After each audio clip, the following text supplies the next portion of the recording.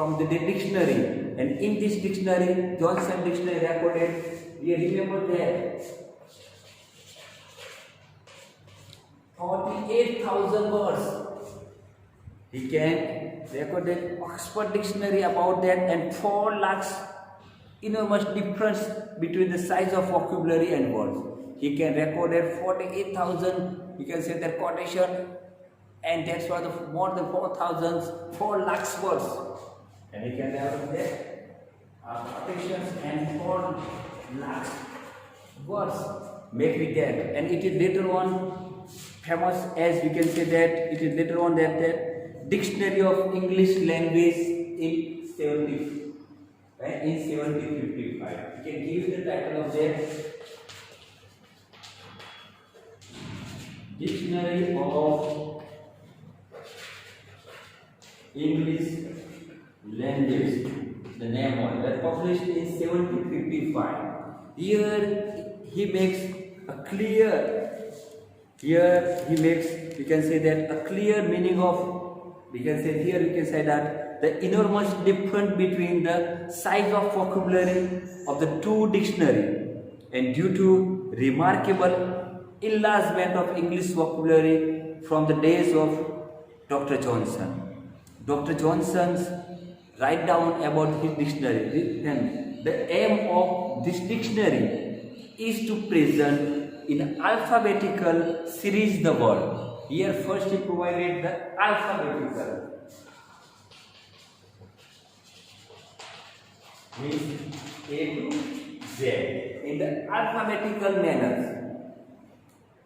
which have formed the English vocabulary from time to time, earliest record down to the present, and he can develop the words from 16, 17, 18, 19, 20. There was gradually development of the adding of the new word in their sequence, and with all the relevant fact concerning their form, sense, history, and pronunciation and etymology. Here he have to try out that the linguistic notes of that word, from where that words come, from which of the meaning of the how it is pronounced, and what is illuminative, what is utpatti, and it all that was he was developed, and that's why it is called the first systematic dictionary of English language, and that developed by Dr. Samuel Johnson, and that simple title of that dictionary is the Dictionary of English Language, and which is published in 1755. And okay, therefore more than we can say that 48,000 quotation and the words in a very clear language, and more than 4 lakhs words. And here what the aim of Dr. Samuel Johnson is to write down that we can say that in an alphabetical manner, all and each word. He can further, we can say that, dear friends, it is also we can write out the, further we can say that in a general sense he can develop, we can say the linguistic notes or etymology of pronouns and sense, history of each and every word. Then later on, the development of in 1860, and the impact of this dictionary was the Dr. Samuel Johnson dictionary for the 100 years. It is a role or idle models of the dictionary. Up to the 100 years, the impact of this dictionary on the English language. And then a new dictionary of the English language written by Charles Richardson in 1806. A new dictionary after 1755, there was in 1806, a new dictionary was developed by a new dictionary of English languages developed by the Charles Richardson, in which he was widened the scope of his illustrative quotation and the inclusion of quotation to show the historical use of the word. Here he tried to provide the historical sense of the word with a quotation in his dictionary. He can add in the dictionary of Samuel Johnson the historical concept of the word in 1806 by Charles Richardson. And then in 1928, a philological society who can publish a dictionary. A philological society published a dictionary, a new dictionary on historical principle. The title of that dictionary was A New Dictionary on Historical Principle. And in this dictionary, this was the result of 70 years of work and 50 years of actual carrying of the plan. To develop this dictionary, those are the those of, we can say, the philological society do the 70 years, and perfect planning they have to provide the 50 years, and later after the 70, or we can say the 50 years hard work, they publish the dictionary of the historical principle. A new dictionary of the historical principle, and it includes the whole history of the words, from where and when and where, how that word was rise or born up. Then semantic development of the semantic words. There was we can say semantic means you have to understand what there was a use of affix and prefix. There was, we can say that, Utpatti Shastra, and then we can say that, and a series of definition of the word with its past history and development. Here the philological society will develop the historical concept of that particular words, illustrated by the quotation from the various periods. That word, a historical concept of that word in 16, 70, 80, and each and every ages the concept, historical concept of particular word was changed, and each and every word, every quoted, included by the philosophical society for that word with a better explanation.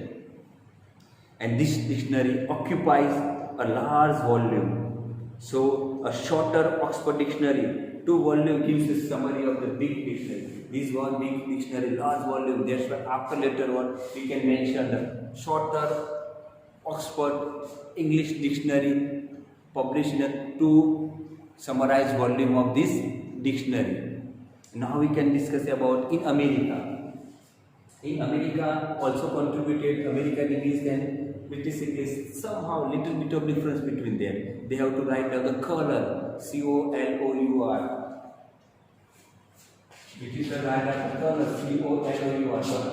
American write down the color, C-O-L-O-U-R. Some of the pronunciation, some of the words are quite different. In America, there was, in 1806, Webster was the pioneer of the name of the dictionary was, my dear friend, Compendious English Dictionary.